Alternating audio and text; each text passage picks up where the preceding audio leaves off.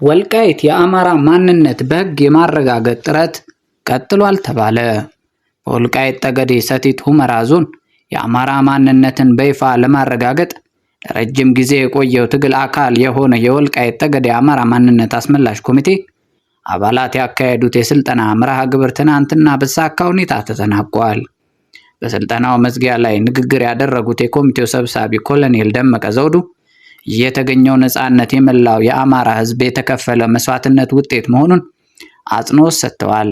ለረጅም ዘመናት የባርነት ቀንበር ተሸክሞ በገዛ ምድራቸው ላይ እንግልት ሲደርስባቸው እንደቆዩ ያስታወሱት ኮሎኔል ደመቀ አሁን የተገኘውን ነፃነት በህጋዊ መንገድ ለማረጋገጥ ሁሉም የኮሚቴው አባላት በጽናትና በአንድነት እንዲሰሩ አሳስበዋል።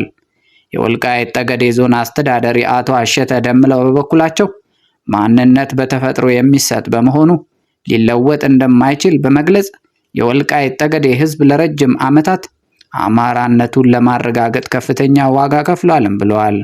በመሆኑም ይህንን በጋራ የተገኘ ነፃነት በህጋዊ መንገድ በማስረጽ ለቀጣዩ ትውልድ እናስረክባለን ሲሉ አሳስበዋል። በመጨረሻም የአስመላሽ ኮሚቴው አባላት የአማራ ማንነታቸውን ለማስመለስ የብዙ ወንድሞቻቸው ህይወት እንደጠፋ በመጥቀስ ይህ ማንነት በህግ እንዲረጋገጥ ከመቼውም ጊዜ በላይ እንዲሰሩ አረጋግጠዋል። ኮሚቴው የፌዴራል መንግስት የአማራ ማንነታቸውን በይፋ በመቀበል እንደ ማንኛውም ዜጋ በጀት የማግኘትና በነፃነት የመኖር መብታቸውን እንዲያስከብርላቸው ጥሪ አቅርበዋል። ኤርትራ ለትግራይ ወደቦችን ልትከፍት እንደሆነ ተሰማ። የማህበራዊ ሚዲያ ምንጮች እንደዘገቡት ከሆነ ኤርትራ ለትግራይ ኃይሎች በሰብአዊነት ምክንያት ወደቦቿን ለመክፈት ወስናለች ተብሏል። ይህ ውሳኔ የትግራይን የታጠቀ ስቃይ ለመከላከል የቆመ የሰብአዊነት አቋም ተብሎ ተገልጿል። ይሁን እንጂ የኤርትራ መንግስት እስካሁን ይፋዊ ማስታወቂያ አላወጣም። ይህ እርምጃ በኢትዮጵያ ትግራይ ክልል ያለው ውጥረት እየጨመረ ባለበት ወቅት የወጣ ሲሆን አንዳንድ ወገኖች ይህ የኤርትራ እርምጃ ከደብረጽዮን ገብረ ሚካኤል አንጃ ጋር ግንኙነት ሊኖረው እንደሚችልም ይገምታሉ። ከዚህ ቀደም ደብረጽዮን ገብረ ሚካኤል የሚመራው ቡድን ከኤርትራ ጋር በመተባበር ኢትዮጵያን ለመቃወም እቅድ አውጥቷል የሚል ክስም ቀርቦበት ነበር።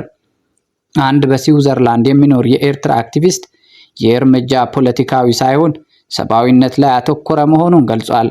ኤርትራ የጦርነትን ዋጋ እንደምታውቅና ለዚህ ነው ሰብአዊነትን እንደመረጠችም ተናግሯል።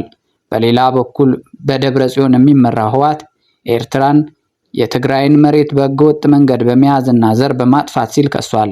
በአሁኑ ወቅት በኤርትራና በአብይ አህመድ መንግስት መካከል ያለው ግንኙነት የሻከረ መሆኑን ተጠቁሟል።